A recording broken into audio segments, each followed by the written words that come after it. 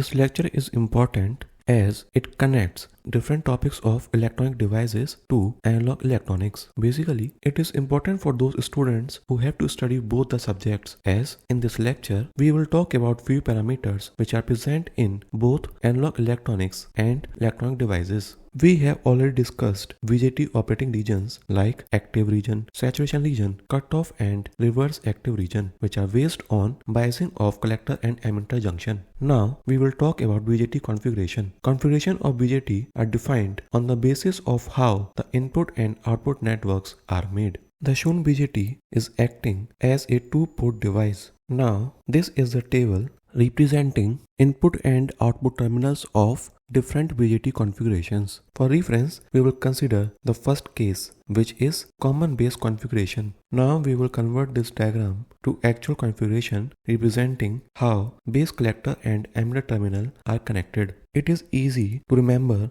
that the base will be common in common base configuration, but even then we have two possibilities which are shown. To remember the correct configuration, you are supposed to learn this table, and from the table we can say emitter is the input node whereas collector is the output node. Therefore, the second configuration is the actual common base configuration. The internal mechanism for all the configuration remains the same. That's why it is not much important for electronic devices point of view, but still you have to learn it for analog electronics, as maybe a question can come in final exam based on configuration which is quite simple but may not provide the circuit diagram. If you remember how the input and output terminals are connected, then you will get the right answer, but if you put the opposite terminals, then you will get the wrong answer, as BJT is not a symmetrical device. For every configuration, we have input and output characteristics graph. We assume input current and output voltage to be independent parameters, whereas input voltage and output current to be dependent parameters. Therefore, we have input voltage as a function of input current and output voltage. Similarly, output current as a function of input current and output voltage. Now, if we keep output voltage constant, then we can plot the graph of input voltage as a function of input current. This graph is referred as input characteristics graph. Similarly, if we keep input current constant, then we can plot a graph of output current with respect to output voltage. This graph is referred as output characteristics graph. Now, considering the common base configuration, we have collector to base voltage as output voltage, output current collector current, input current is emitter current, and input voltage is base emitter voltage. So if we keep the collector base voltage constant, then the graph of base emitter voltage with respect to emitter current will be the input characteristics graph, and similarly if we keep emitter current constant, then the graph of collector current with respect to collector base voltage will be referred as output characteristics graph. So in total we have 6 characteristics graph, and you will be studying all these graphs in analog electronics. Here I will not be covering any of these graphs. Different configurations have different properties and it is recommended to learn them. Or the other way is to replace BJT with simplified hybrid pi model with practical values of different parameters, and using knowledge of network theory solve the network to find different parameters like input resistance and output resistance.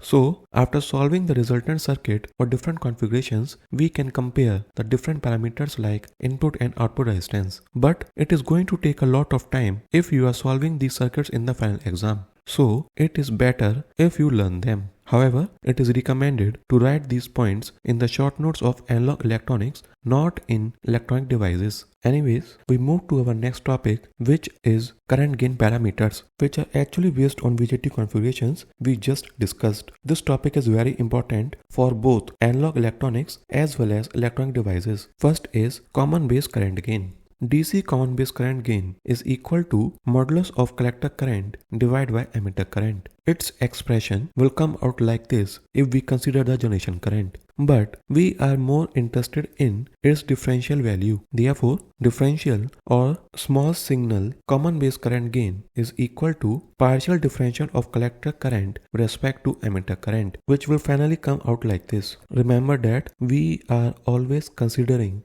PNP type BJT. The expression will change for NPN type BJT. If we rearrange this expression, then common base current gain can be represented as the product of transport factor, emitter injection efficiency, and recombination factor. This is the exact formula. However, many times recombination factor is completely ignored by taking its ideal value 1, which will give common base current gain equal to transport factor multiplied by emitter injection efficiency. And we also know that current transfer ratio is also equal to transport factor multiplied by emitter injection efficiency. Therefore, common base current gain is equal to base current transfer ratio. It is very important for you to remember that current transfer ratio and common base current gain are different parameters, but majority of times they are used interchangeably, as generally the value of recombination factor is assumed to be 1. Now second parameter is common emitter current gain, which is equal to collector current divided by base current. Now we will try to find a relation between common base current gain and common emitter current gain. From the reference diagram, we have emitter current is equal to collector current